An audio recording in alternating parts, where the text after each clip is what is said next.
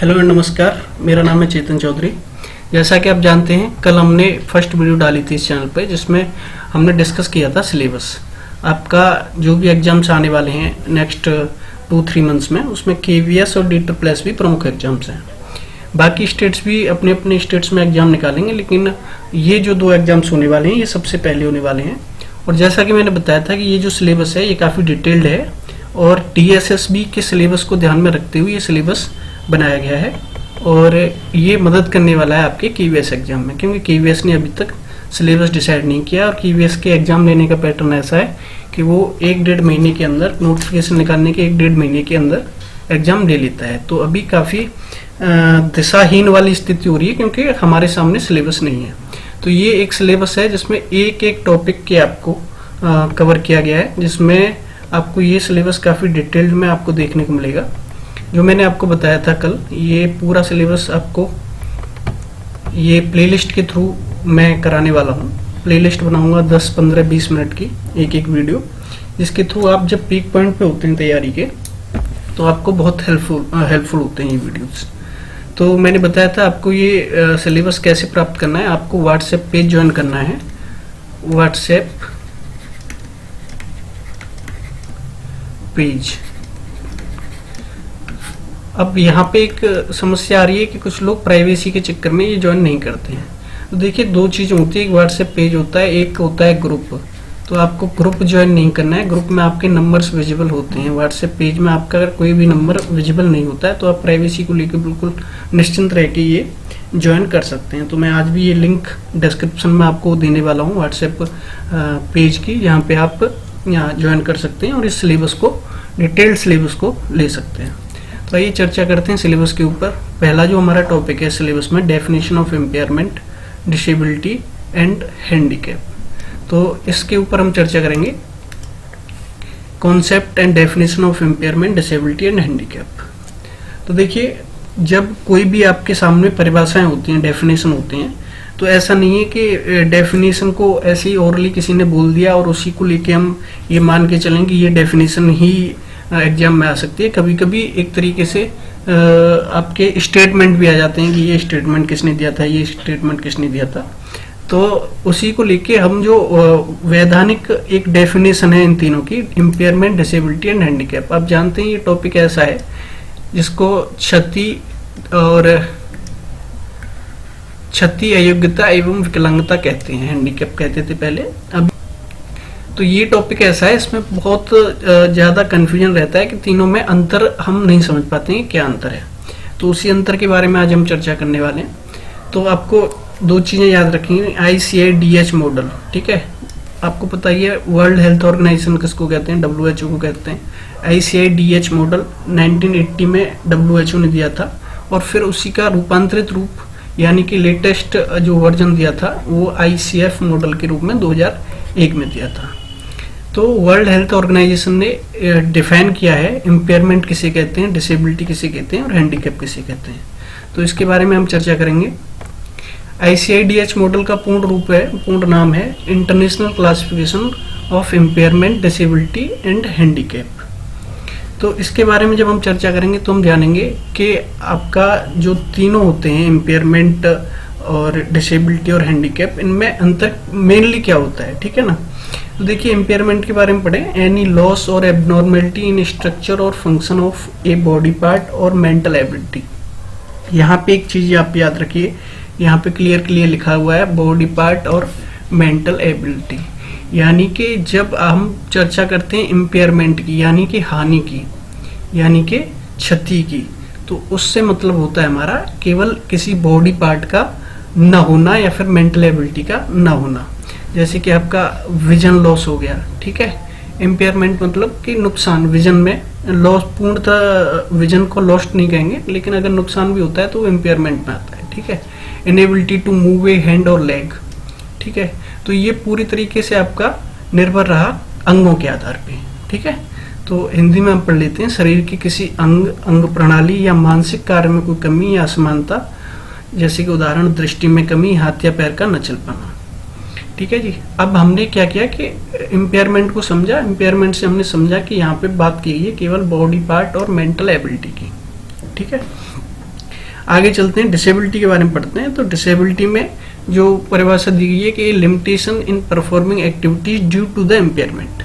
अब देखिए, एक चीज होती है किसी अंग का न होना, ठीक है, लेकिन फिर भी वो व्यक्ति काम कर सकता है, ठीक, तो इसको कहते हैं क्षति, कि अंग नहीं है लेकिन फिर भी वो व्यक्ति सामान्य तरीके से काम कर सकता है, तो इसको कहते हैं एक किसी अंग की क्षति, ठीक है, पर्टिकुलर। अब डिसेबिलिटी में क्या आ जाता है, a limitation in performing activity due to the impairment, inability to climb stairs, inability to write, उस हानि के कारण, जो इम्पेयरमेंट हुआ उस हानि के कारण व्यक्ति की किसी गतिविधि को करने की क्षमता में कमी या न कर पाना, ठीक है, उसको कहते हैं हम डिसेबिलिटी। उदाहरण, सीढ़ियां न चढ़ पाना, लिख न पाना। अच्छा, इसके जो डिफरेंस है, मेन डिफरेंस, उसको हम आगे भी पढ़ेंगे। हैंडीकैप किसको कहते हैं? अब देखिए, दो चीजें हो गई आपकी, एक तो हो गई अंगों के आधार पे, ठीक है, एक हो गई आपकी किसी कार्य को वो नहीं कर पा रहा है। मान लीजिए इम्पेयरमेंट का मतलब क्या था कि कोई अगर अंग उसका नहीं है लेकिन वो कार्य को कर पा रहा है तो उसको इम्पेयरमेंट कहेंगे, क्षति कहेंगे। डिसेबिलिटी को कहेंगे कि अगर व्यक्ति का कोई अंग नहीं है उसके कारण उसकी कार्य क्षमता प्रभावित हो रही है तो उसको कहेंगे हम डिसेबिलिटी, ठीक है, जैसे कि सीढ़ियां न चढ़ पाना, लिख न पाना। अब हैंडीकैप की जब हम बात करते हैं तो ये एक सोशल स्ट्रक्चर है। Handicap the disadvantage or restriction experienced by a person is social participation because of the disability, example not getting a job or social isolation। यहाँ तक बात सामाजिक दृष्टि से नहीं थी। डिसेबिलिटी में हम देखें तो डिसेबिलिटी में वो काम नहीं कर पा रहा था, वो उसका व्यक्तिगत काम न कर पाने का व्यक्तिगत उसकी क्षमता थी। अब हैंडीकैप की हम बात कर रहे हैं तो यहाँ पे सामाजिक रूप से देखते हैं, सामाजिक दृष्टिकोण से उस विकलांगता के कारण व्यक्ति को होने वाली बाधाएं, यानी कि यहाँ पे वो खुद को प्रभावित नहीं कर रही है उसकी डिसेबिलिटी, उसको समाज प्रभावित कर रहा है, ठीक है ना। सामाजिक दृष्टिकोण से उस विकलांगता के कारण व्यक्ति को होने वाली बाधाएं या सीमाएं, जैसे कि नौकरी न मिलना, समाज से अलग थलग बढ़ जाना। तो ये परिभाषा हो गई आपकी हैंडीकैप्ड की।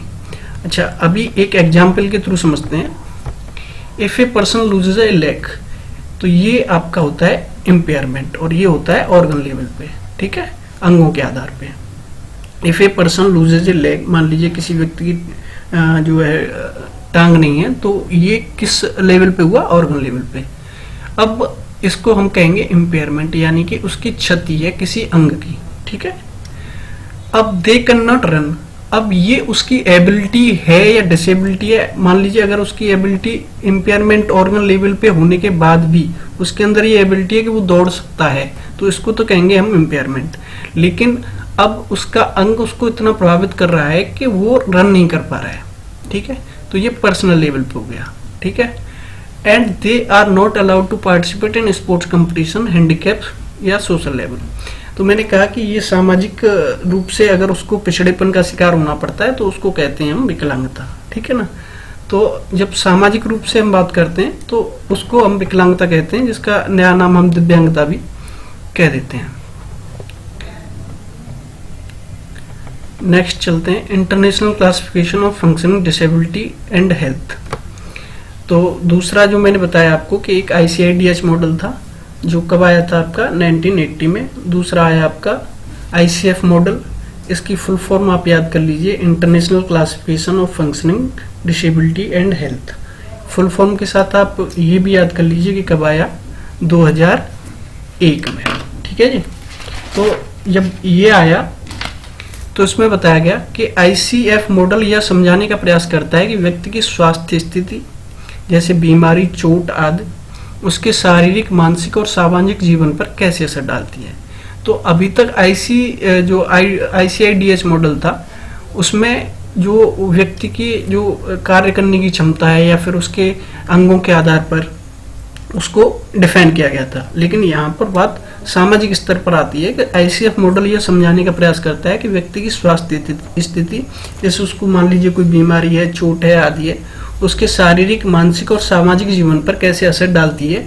यह मॉडल विकलांगता को केवल समस्या के रूप में नहीं बल्कि व्यक्ति और समाज के बीच के संबंध के रूप में देखता है। देखिए, दिनों दिन प्रगति होती है तो डेफिनेशंस भी बदलती जाती हैं, तो हम हर चीज को ध्यान में रखते हुए नई डेफिनेशंस लेके आते हैं कि कोई व्यक्ति के पर्सनल लेवल पे उसको असर तो नहीं कर रही हैं वो चीज़ें, अगर कोई डेफिनेशन है या कैसी भी है। तो जैसे कि आपने देखा कि इंडिया में यही चीज़ें विकलांगता को दिव्यांगता कहने के रूप में आई, यानी कि हम सामाजिक रूप से उत्तरोत्तर सुधार करते हैं। तो सामाजिक रूप से उत्तरोत्तर सुधार करने का मतलब क्या हुआ कि हमने ICIDH मॉडल को पढ़ा पहले, और उसका उन्नत रूप पढ़ा अब ICF model, international classification of functioning disability and health. तो ICF मॉडल जो होता है वो विकलांगता को केवल चिकित्सा दृष्टिकोण से नहीं बल्कि सामाजिक और पर्यावरणीय परिप्रेक्ष्य से भी समझता है। यह स्वास्थ्य, कार्य क्षमता और सामाजिक भागीदारी के बीच संबंधों को उजागर करता है। ICF मॉडल के बारे में और बात करें, यह व्यक्ति की क्षमता और संभावनाओं पर केंद्रित है, न कि सिर्फ उसकी कमी पर। यह एक सकारात्मक दृष्टिकोण अपनाता है। व्यक्ति क्या कर सकता है, सिर्फ यह नहीं कि वह क्या नहीं कर सकता। देखिए शब्दों का हेर फेर देखिए यहाँ पे। पहले जो ICIDH मॉडल था उसमें ये इन चीज़ों पर फोकस किया गया था कि व्यक्ति क्या नहीं कर सकता, लेकिन ICF मॉडल में क्या चीज़ें बताई गई हैं कि व्यक्ति क्या कर सकता है। ठीक है, यह एक सार्वभौमिक मॉडल है, यानी कि यूनिवर्सल मॉडल है, केवल विकलांग व्यक्तियों के लिए नहीं बल्कि सभी व्यक्तियों के लिए लागू होता है। अभी हम दिव्यांग शब्द का यूज करेंगे, विकलांग का नहीं। ठीक है, तो केवल दिव्यांग व्यक्तियों के लिए नहीं बल्कि सभी लोगों के लागू होता है। बॉडी फंक्शनिंग एंड स्ट्रक्चर के आधार पर, शरीर की कार्य प्रणाली और संरचना के आधार पर कुछ चीज़ें इसमें ICF मॉडल में दी गई हैं, जैसे कि शरीर के अंगों और उनके कार्यों की स्थिति, यानी कि क्या कोई कमी है शरीर के अंगों में या असमानता है। ठीक है, एक्टिविटीज यानी गतिविधियाँ, व्यक्ति कौन कौन सी क्रियाएं जैसे चलना, बोलना, खाना पीना कर पा रहा है या नहीं कर पा रहा है। ठीक है, पार्टिसिपेशन, व्यक्ति समाज में किस हद तक भाग ले रहा है, जैसे स्कूल जाना, काम करना, सामाजिक जीवन में शामिल होना। ठीक है, एनवायरमेंटल फैक्टर्स, व्यक्ति के आसपास का वातावरण जैसे परिवार, समाज, सरकारी सुविधाएं जो उसकी स्थिति को बेहतर या बदतर बना सकते हैं, वो भी इफेक्ट कर रहे हैं इसमें। पर्सनल फैक्टर्स क्या होते हैं, व्यक्तिगत कारक ICF में शामिल नहीं है लेकिन वर्गीकृत, ICF में शामिल है लेकिन वर्गीकृत नहीं है। व्यक्ति की उम्र, लिंग, जीवन शैली, शिक्षा इत्यादि जो कार्य क्षमता को प्रभावित कर सकती है। अब देखिए टॉपिक हमारा था इम्पेयरमेंट, डिसेबिलिटी एंड हैंडीकैप। तो यहाँ पे अगर आप ध्यान से देखेंगे जो मैंने ऊपर समझाया कि इम्पेयरमेंट आपको किसको कहते हैं, व्यक्ति के शारीरिक कोई क्षति होती है, शारीरिक रूप से किसी अंग का न होना, उसको इम्पेयरमेंट कहते हैं। तो आप पहली चीज यहाँ पे पढ़ेंगे शरीर के अंगों और उनके कार्यों की स्थिति, यानी कि क्या कोई कमी है या असमानता है, ये देखेंगे हम। तो उसको अगर है तो इम्पेयरमेंट के रूप में देखते हैं। एक्टिविटीज, गतिविधियाँ। दूसरा मैंने समझाया था व्यक्ति, जो डिसेबिलिटी हम कहते हैं उसको कहते हैं व्यक्तिगत पर्सनल लेवल पे। तो व्यक्ति कौन कौन सी क्रियाएं जैसे चलना, बोलना, खाना पीना कर पा रहा है या नहीं कर पा रहा है। मैंने कहा था अगर कर पा रहा है तो वो इम्पेयरमेंट में आता है, नहीं कर पा रहा है तो वो डिसेबिलिटी में आता है। ठीक है जी, एक्टिविटीज समझा हमने। फिर उसके बाद हम समझेंगे पार्टिसिपेशन यानी भागीदारी के आधार पर व्यक्ति समाज में किस हद तक भाग ले पा रहा है। ठीक है, तो यहाँ पे बात पार्टिसिपेशन की जा रही है कि व्यक्ति समाज में किस हद तक भाग ले रहा है, जैसे स्कूल जाना, काम करना, सामाजिक जीवन में शामिल होना। तो ये तीन चीज़ें ही आपकी डिफाइन करेंगे इम्पेयरमेंट, डिसेबिलिटी एंड हैंडीकैप को। तो आगे का टॉपिक हम जल्दी लेके आएंगे। इस टॉपिक की PDF भी आपको मिल जाएगी हमारे WhatsApp चैनल पे। तो मिलते हैं अगली वीडियो में। नमस्कार।